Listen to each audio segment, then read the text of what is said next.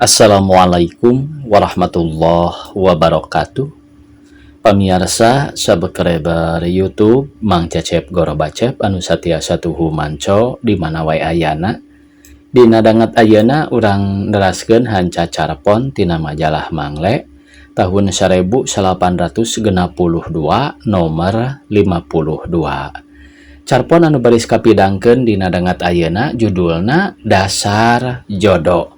Ye yasana O Joh Sastra Saputra.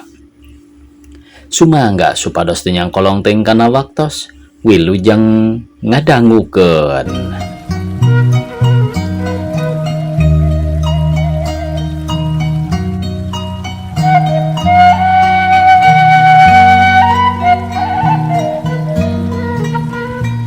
Kungsi kuring adu renyom jeung Mang Ita merebutkeun bebeneran pada ngeukehan pamandegan tina hal pati jeung jodoh.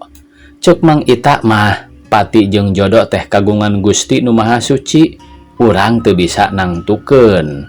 Ari pamandegan kuring harita soal pati nya kitu, tapi soal jodoh mah jijieunnan manusa. Alasan-alasanana ku kuring diceramahkeun, tapi keukeuh manehna teu bisa narima. Malah contona leuwih loba manehna batan kuring. Ari pangna kuring boga pamadegan kitu, harita kuring keur tamplok bogoh ka titi mejang kuningan.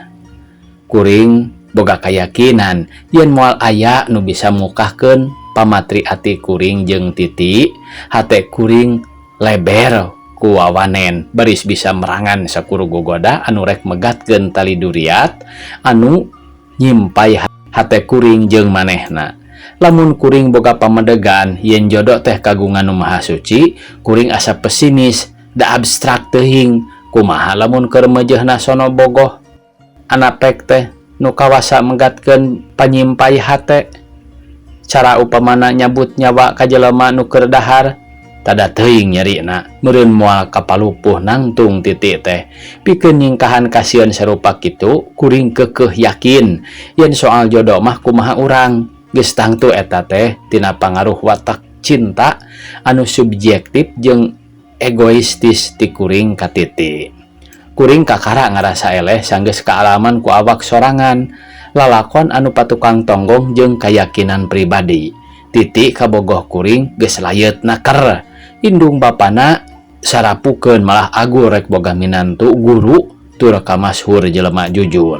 Sering kuring nganjang ka imahna da geus teu asa-asa deui, tapi ari manehna mah can nyahoan imah jeung indung kuring, malah can nyahoan lembur-lembur acan.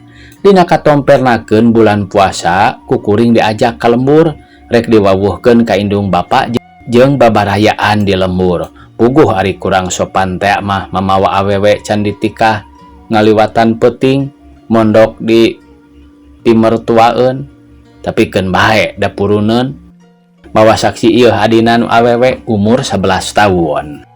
Minangka tanjakanana teh enteng naker basana teh. Mangga abdi dibantun ka lembur asal dina wengian lebaran kakak kedah di abdi. Puguh we asa ditonjok ku congcot. Lain tanjakan eta mah hadiah meureun pibasaeuna ge. Kumatak bunga sadatangna ka lembur semu betaheun sarta teu tumamu. Daek cugceg kana pagawean enteng sakapeung babantu popolah di dapur. Indung kuring oge resepeun pisan ka manehna. Pas sore sabot nganti bedug magrib ditabeuh, kuring jeung manehna ngalange di buruan. Surat kabar ukur ngabaturan da dibaca mah henteu. Teu kaur balas ngobrol ngarel ngidul. Udar idar sakuriling cinta jeung cita-cita dibarengan ku pangalaman. Can naon-naon geus nyaritakeun boga anak hayang sabaraha, anak cikal hayang awewe atawa lalaki jeung rupa-rupa teu beakeun picaritaeun teh, malah kungsi kana lamunan papanganten. Lucu geura potret Isa waktos panganten. Punten pangnyandakeun albumna dina koper kakak. Titi ngajengkat nyokot album teu dilageus jual deui, mawa album ukuran 30 x 20 cm. Jika nu teu sabar album teh dibukaan bari lempang, anapluk teh aya duit ratusan di pagehan karet, ragrag sagepok. Leh, gening aya artosan, omongna semu kaget. Beri dongkok nyokot duit nu murah teh. Cing etang aya sabaraha. Kumanehna dibilang taliti pisan karetna mah teu dilaan. Aya 16 lambar ratusan, sareng 5 lambar lawean. Kangge ngageuleuh naon ieu teh, Kak? Mun parang wangsul ti dieu, hoyong teras ka Cirebon bade meser pi bajueun Titi. Sareng naon bae keperluan lebaran supados ulah sagala ti sepuh teuing. Sakalian bade mereskeun pajeg mobil deui. Nuhun atuh, Kak. Walon Titi semu bungah pisan. Duit teh dibikeun ka kuring ari album terus dibukaan. Teu lila dur magrib. Ngan 2 peuting mondok di imah kuring. Poe Minggu isuk-isuk kuring tiluan balik deui ka Kuningan. Teu wudu rebo oge ku babawaan, oleh-oleh meunang dukar deker indung kuring keur ngirim pebesaneunana. Rea oge anu ngajarajabkeun nepi ka jalan gede, babakuna dulur-dulur awewe. Memeh cat unggah kana mobil, indung kuring talatah nitah nepungan bapa dumeh geus lila teu kalembur-lembur. Sanajan kuring guru, tapi bapa mah teu kurang teu leuwih ti supir oplet, ngan bae lain mobil batur mobil sorangan. Datang ka imahna rame sagala dicaritakeun, ditambahan sawareh muji keayaan di imah kuring. Indung kuring meuni kembung dipuji kitu teh. Pas sorena kuring nepungan bapa ke tempat panganjrekanana. Nah, anadaradad teh nyaritakeun kasusah. Mobil ruksak geus 2 poe namru di bengkel cenah. Pikeun mayar onderdilna kurang duit 1.800 deui. Ka kuring meredih supaya pangusahakeun duit duka hutang duka nginjem. Tapi kudu meunang supaya isuk bisa nambangan deui. Atuh eleh deet teu tega. Da nginjem-nginjem ka saha nya nu aya bae duit nu keur balanya poe isuk ku kuring dibikeun kalayan syarat pageto kudu geus aya deui. Bapa sanggupeun da keur usum marema muatan rek lebaran. Poe Salasa isuk-isuk kuring nyamper ka Titi bebeja rek ka Cirebon kabeneran keur usum loba pagawean. Nyang hareupan lebaran teh Titi teu bisa milu ka Cirebon. Wawaniana nyamper soteh pedah geus janji jeung bapa poe eta baris aya duit. Padahal na kantong sorangan mah kosong. Kuring indit sorangan ka setamplat rek megat bapa di setamplat di teangan teu kapanggih. Geus jengkel nangtung cangkel diuk nyeri beheung sesongeteun balas ngalieulkan teu katembong keneh bae. Geus beak kasabaran kuring indit muruk ka panganjrekanana. Didinya oge teu aya ngan aya nu boga imah bae mikeun surat ka kuring. Barang dibaca mani asa dibentar gugur ka pitu. Kumaha teu rek kitu geura. Surat ngabejaan yen bapa teu bisa nyumponan duit da mobilna ditahan ku polisi dumeh leuwih teuing muatanana. Malah poe Kemis kudu unggah balewat tangan. Ari bapa ayeuna keur kalembur heula. Atuh kuring teh leng bae kapoekan ambak-ambak kasaha.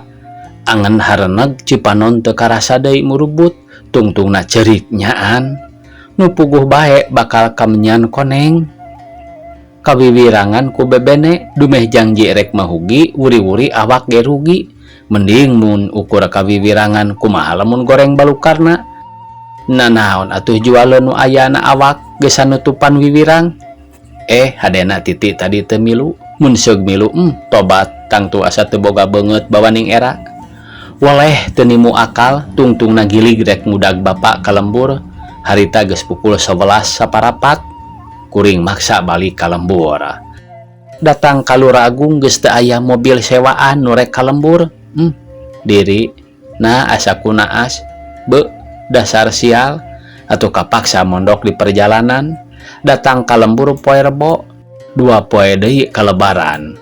Kusabab taya petana pikeun bisa balanya ka Cirebon eukeur mah waktuna samporet. Turug-turug duitna oge teu paro-parona acan nu nyesa. Atuh ngan gutrut bae nyieun surat keur ka Titi ngadongengkeun lalakon nu karandapan. Puguh era namah nataku tapi dalah dikumaha da geus kadar. Jeung menta dihampura pedah lebaran teu bisa riung mungpulung di Kuningan. Ari janji rek mangmeulikeun pakean mah tetep henteu udar ngan ditangguhkeun kana susuganan aya milik. Ari panyangka kuring rek dibalasan kuno pikabungaheun, itung-itung panyombo minangka ngupahan nu prihatin dina lebaran. Peperieun teu nampa imutna nu kareueut atuh ngeunah-ngeunah eusi suratna. Tapi nah atuh bet geuning kitu, keukeuh titik teu percayaeun kana isi surat kuring, keukeuh kuring disangka pungkal pengkol nyieun ekol, keukeuh kuring disangka pinter kodek, malah ditungtungan ku kecap magar harianeun ngabobodo awewe. Keun eta mah teu pati nyeri teuing, tapi nu panungtung estu matak ngentab panas, matak sedih beri sebel, malah matak gering nangtung ngalang layung, muriang teu kawayaan. Nyaeta ponis neuk-teuk nyangreud katineung nilas simpai duriat. Hadiah lebaran teh kupait, dasar jodoh. Bener Mang Ita, pati jeung jodoh kagungan nu kawasa, malah ditambahan kabeh oge kagungan nu kawasa.